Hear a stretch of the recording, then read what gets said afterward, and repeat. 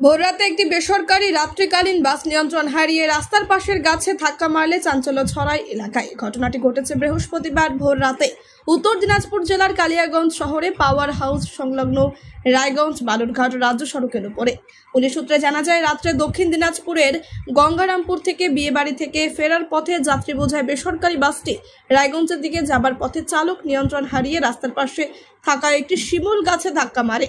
বাসের সামনের অংশ দুমড়ে মুচড়ে যায়। ঘটনার খবর পেয়ে ছুটে আসে কালিয়াগঞ্জ থানার পুলিশ। আহতদের উদ্ধার করে কালিয়াগঞ্জ স্টেট জেনারেল হাসপাতালে নিয়ে যাওয়া হয়।